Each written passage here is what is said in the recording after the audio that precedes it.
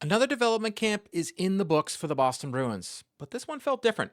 This one had a vibe of positivity for the first time in a really long time. Now, I wasn't there, but there was a lot of great coverage and a lot of things I want to talk about from development camp on this episode of Bruins Diehards.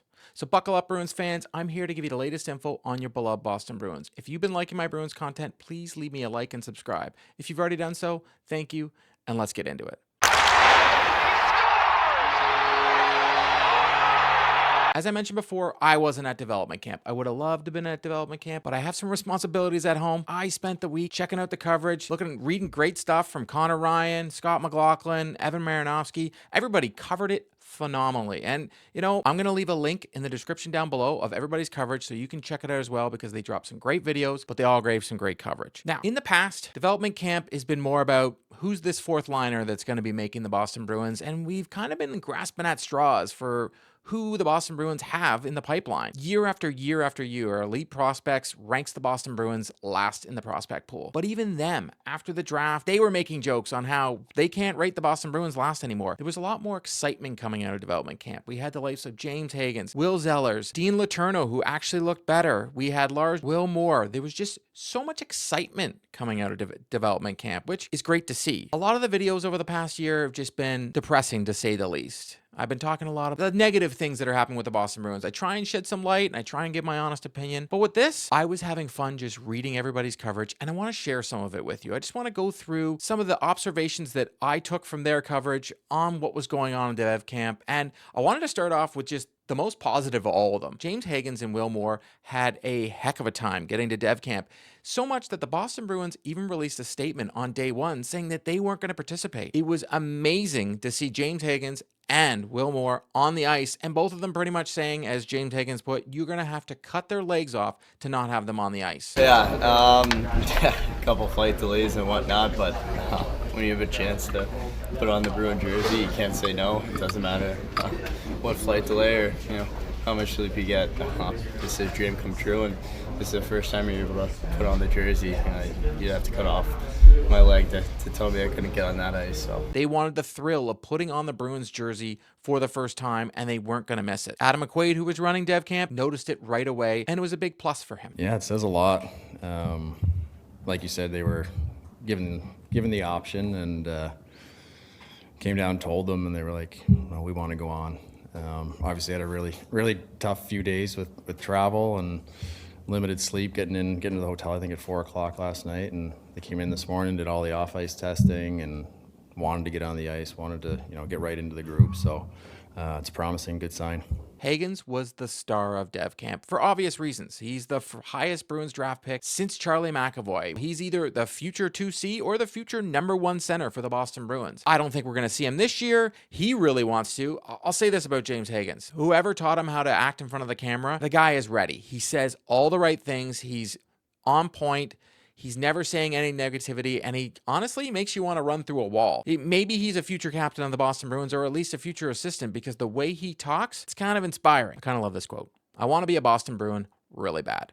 I'm going to give everything I possibly have to this team, to this organization, to the fan base. I'm just excited to get going. That's what we want to hear from these kids. Far too often we get kids coming in here that, unfortunately, their aspirations aren't as high because they don't really see a path to making the Boston Bruins. In the past, it was just room on the bottom six. And we had a ton of guys there too, and we do again. But I do see a future of the Boston Bruins. I see James Hagens. I see Will Zellers. I see Blenar. I see all these guys actually playing for the Boston Bruins in the future. Year after year after year, I saw development camps of people talking about this guy could make the fourth line. This guy could be an energy guy for the Boston Bruins. Maybe this guy could even just break into camp. I understand the hype around Hagens right now, and everybody's saying, I want this guy to be a Boston Bruin next year, and we might get that. But the good news for you fans is he's playing in Boston no matter what. So you can either see him as a Bruins or you can go see him at BC. I have a feeling he's going to go back to BC. As Adam McQuaid said, I think in some ways it's going to benefit him. Going back to BC, he's talking about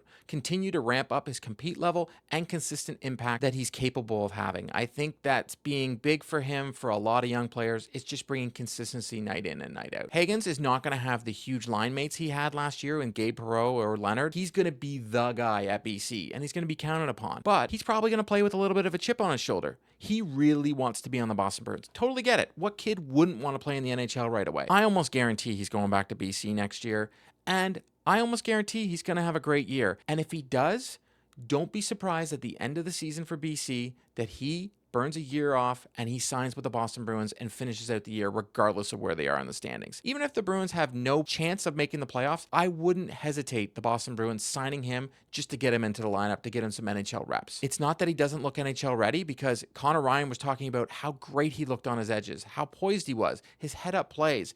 He didn't score in the scrimmage on the final day, but he obviously looked like the best on the ice. I didn't see one person not talk about how good he looked and how almost NHL ready. I didn't see anybody writing the article of saying Hagens needs to be a Boston Bruin next year, and that's not a bad thing. And when I look at this, why would you want him to go play when you're going to have so many people fighting for a roster?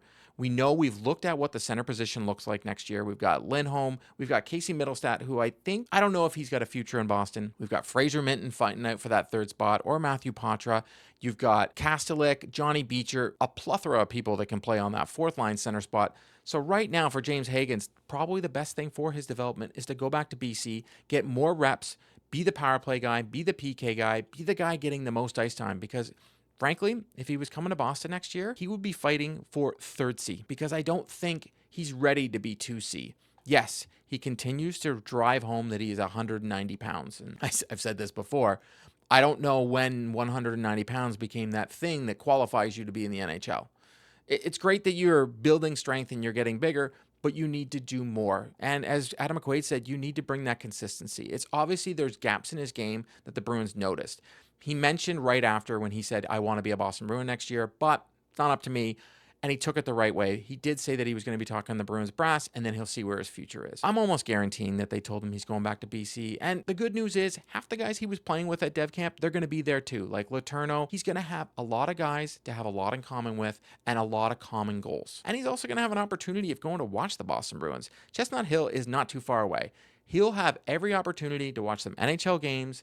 He could check out practice if he wants, but he's going to be in the Boston area, and he's going to be feeling the love from Bruins fans. I can guarantee it. Another player I was seeing a ton about was Blenar.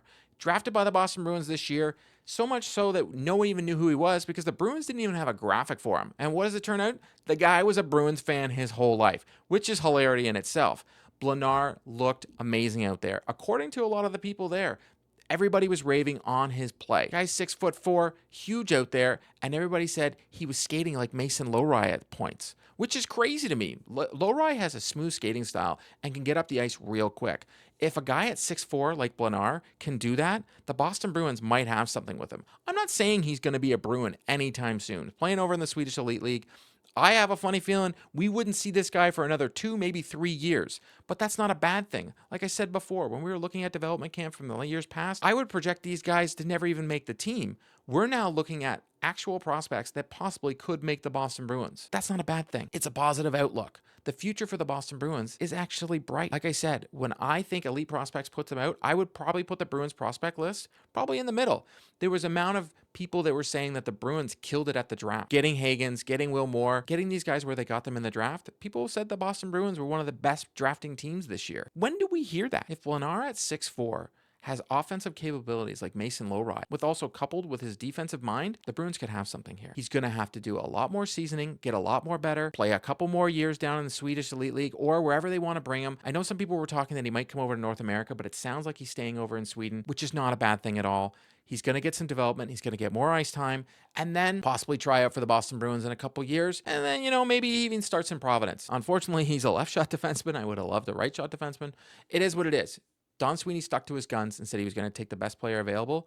And I have to hand it to him on this one because even at the time, I had nothing to say about this kid. And watching the videos and seeing what everybody's saying about the kid, I've got excitement about him. The guy I want to talk about is Will Zellers because I don't think enough people talk about him.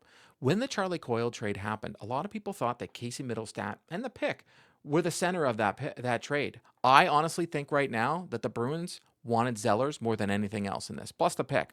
I honestly think Casey Middlestat was a throw-in because Colorado Avalanche needed to move cap. And it was no secret they're trying to move Casey Middlestat. Yes, Zellers isn't big, as they say. 5'11", same height as James Hagens, but they're saying he looks unbelievable out there. His speed, again, his edges. He stands out in all the drills, in all the games, and all the scrimmages. People can't stop raving on how good he looks, especially along the boards. People can't even believe how good a forecheck is. Now, I will say this about all these kids and everything I'm talking about.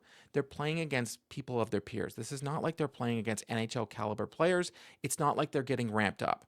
I would love to see how they would progress coming to the full camp. A lot of these kids that they're playing in universities, the odds of them coming to the Boston Bruins camp are slim because if school's already started, they're not going to be there. That's not a bad thing. It's just the way this works. The OHL kids, they can go to camp and then still come back, but a lot of the college U.S. players, it's just not going to happen. Adam McQuaid had this to say about him. You could tell right away that he's just fitting into the group. Just on the ice, his natural instinct for scoring, he doesn't need many opportunities and he capitalizes on them. I think he's driven that way. Zellers got 44 goals last year in the USHL.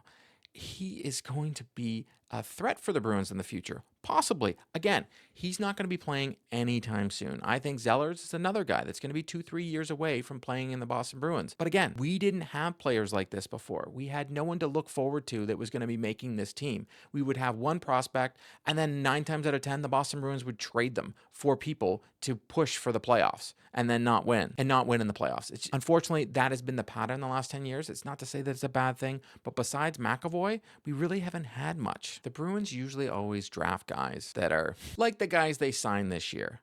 Grinders, fourth liners, people that can fill in their bottom six because, to be honest, they had a core in the top six.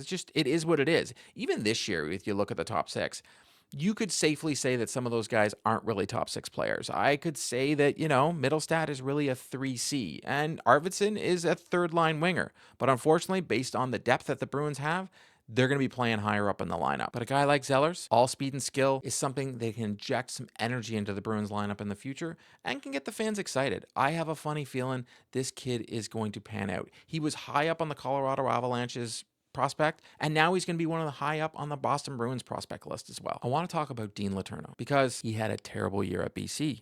But we find out the guy had a broken hand most of the year, which is kind of crazy because I know in the NHL we'll find out eventually what's going on with guys, but it took this long to find out what happened with Dean Letourneau. I'm not saying after what I watched or read about his development camp this year, Dean Letourneau is going to be a surefire NHLer. I'm not even sure that he is going to be a second line center in BC next year. He could be 3C. He looked great out there. People said he was using his speed. He was separating on plays. He was very tight in the corners. I look at Dean Letourneau in a different way now. Could he be the future 3C or 4C? That powerful center, uses huge frame to move people off the puck, get better off his faceoffs. Maybe he can change his game because if you look at the Boston Bruins and you look at what Letourneau is going to notice, he's going to see everybody like Will Moore and James Hagens at school next year, and he's going to know where he stands in that prospect pool, and that's going to drive him. I see this as a opportunity for him.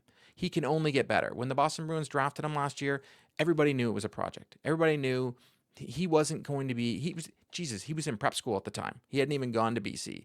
And the Bruins have even already admitted that it was probably a mistake to let him go to BC last year. It is what it is. You can't look past that. You just got to move forward. So Letourneau is taking this opportunity to want to be better next year. He's taking it as an inspiration to be better next year. He's going to use that to be better, which I take as a very good thing for the Boston Bruins. You have that many prospects that are close to home that you can see on a regular basis and you can talk to on a regular basis and help with their development. And Letourneau needs it. He may never play in the NHL, but like I said, you can look at his skills and his tangibles now, and you can actually push it in the direction he needs to do. He knows now that if he's going to make the Boston Bruins, he needs to do this, this, this, and this. He needs to play the right way, as Don Sweeney always says, but he needs to be tight on the forecheck, and he needs to change his defensive game. But next year at BC, he needs to chip in offensively. As McQuaid said, he was really happy with Dean this week.